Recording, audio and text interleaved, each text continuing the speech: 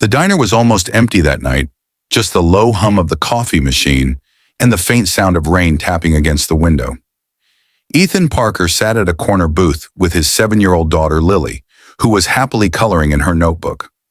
It had been a long week for him, balancing work, parenthood, and grief.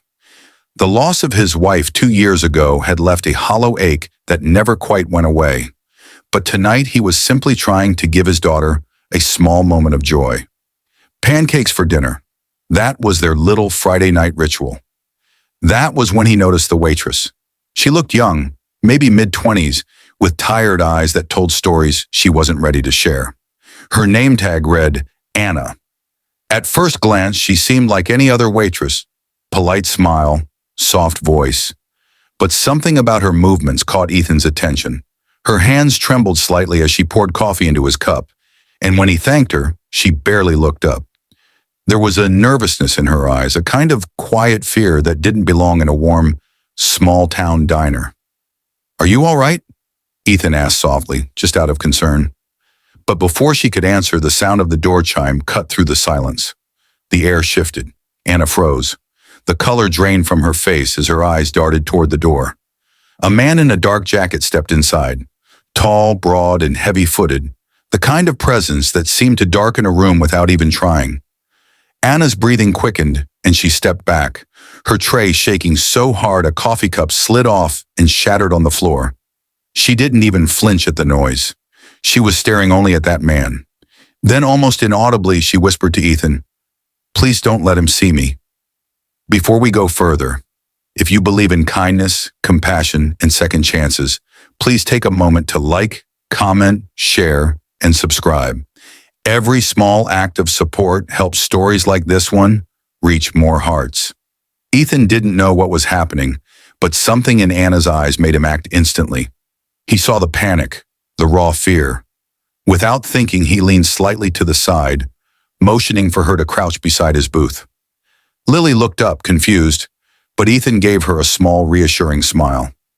Anna crouched down behind him, trembling so much he could feel her shivers against the booth seat.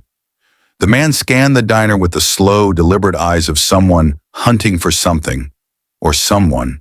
His jaw was clenched, his knuckles white as he gripped his leather gloves. He walked toward the counter, voice low and gruff as he spoke to the other waitress. "Looking for someone," he said. "Tall, brown hair, about this tall." He gestured roughly. "Name's Anna." "You seen her?" The older waitress shook her head nervously. "No, sir, can't say that I have." Ethan could feel Anna's breathing quicken behind him. He turned slightly, whispering so only she could hear. "You want me to help you get out the back?" She nodded weakly, tears forming in her eyes. Her lips trembled as she mouthed, "Please." Ethan quickly assessed the room. The man was distracted, arguing with the other waitress, so Ethan slid out of the booth, grabbed his daughter's hand, and whispered, "Stay right beside me, sweetheart." Lily didn't fully understand, but she could sense something serious was happening. Together, the three of them moved quietly toward the back exit behind the kitchen. They slipped outside into the alley, the rain still falling lightly. Anna's breathing was ragged, her eyes darting everywhere as though expecting him to appear from the shadows. Ethan gently placed his jacket over her shoulders. "You're safe for now," he said. "Who is he?" She hesitated, tears mixing with the rain. "My ex-husband," she whispered. "I left him 3 months ago. He used to hurt me. I've been hiding ever since. I just wanted to start over somewhere small.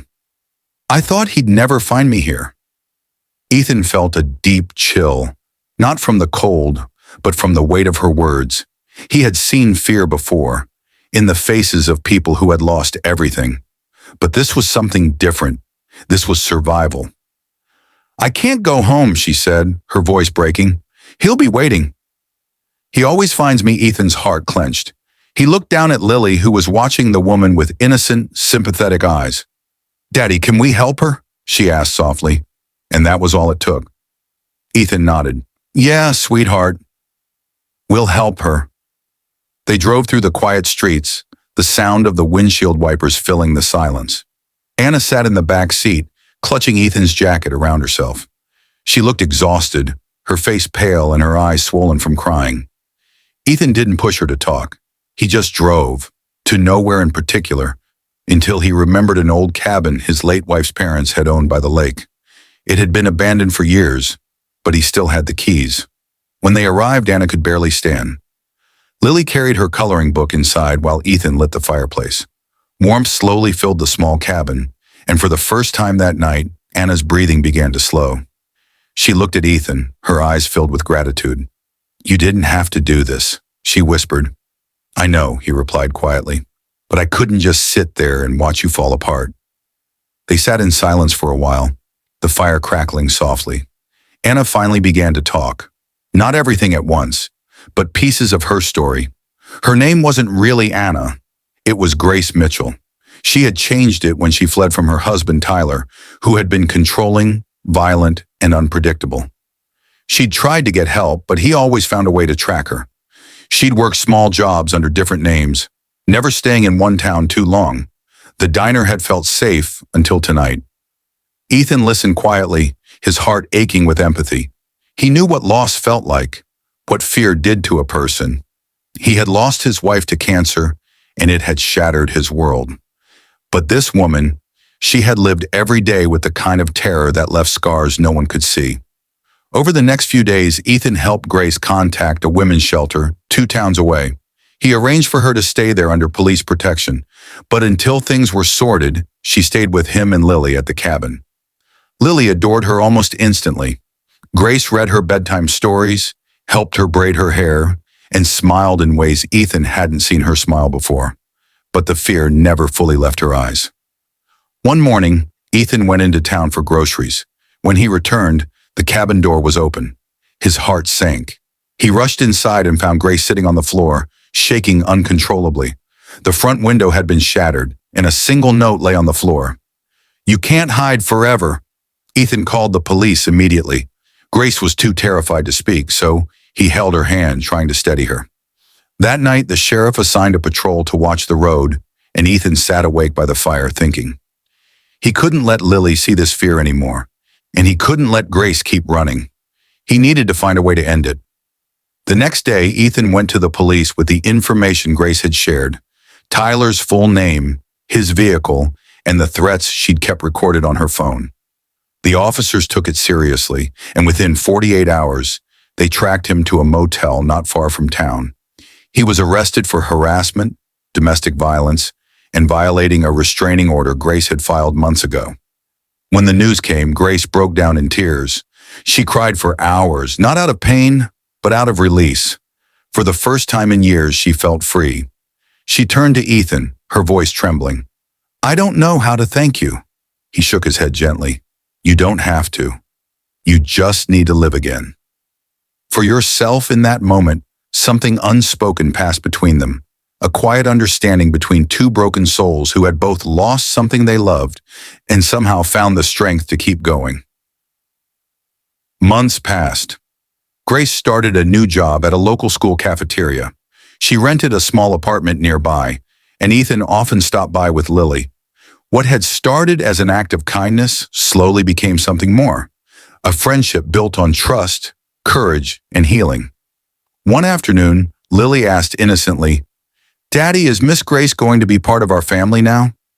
Ethan smiled, a little surprised, but deep down, he realized how much she already was.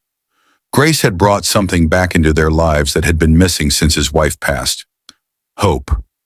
As spring rolled around, the 3 of them took a walk by the lake near the old cabin. The water shimmered under the sunlight, and the world felt peaceful again. Grace looked at Ethan and said softly, "I never thought I'd feel safe again." He smiled gently. "You deserve to." She looked down, tears welling in her eyes. "You didn't just save me that night. You gave me my life back." Ethan reached out and squeezed her hand. "Maybe you saved me too." They stood there in silence, watching the ripples spread across the lake, a quiet symbol of how pain could still give birth to something beautiful. If this story touched your heart, please like, comment, and share it with someone who believes in healing, courage, and the power of kindness. Don't forget to subscribe for more stories that remind us how small acts of compassion can change lives. Before you go, comment below with one word: hope. because sometimes that's all someone needs to keep going.